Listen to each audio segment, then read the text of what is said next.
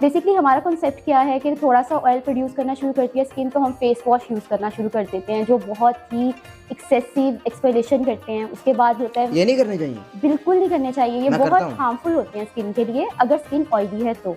Oil का मतलब ये होता है कि ऑलरेडी स्किन के सेल्स हाइड्रेशन नहीं प्रोड्यूस कर रहे, वाटर नहीं है उनमें, तो ज़्यादा ओवरलोड की वजह से या ज़्यादा वर्किंग की वजह से उन्होंने ऑयल प्रोड्यूस करना शुरू कर दिया। हम उसको और ड्राई बनाने के चक्कर में फेस वॉश यूज़ कर रहे होते हैं, तो पोर्स इनलार्ज हो जाते हैं, स्किन डैमेज होती है, स्कार फॉर्म्स होना शुरू हो जाते हैं स्किन के ऊपर।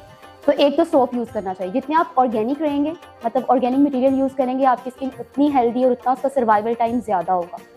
दूसरा ये है कि कोई भी अच्छा मॉइस्चराइजर वो तो डेफिनेटली आपको ऐड करना चाहिए। तो दो चीज़ें हैं, एक तो water intake, detox water form में हो या फिर जो है वो ग्रीन टी रमज़ान की जैसे आपने बात की, और दूसरा ये कि topical application of good hydration जो भी जिस तरह भी हो आपकी मॉइस्चराइजर फॉर्म में वो लाजमी करें।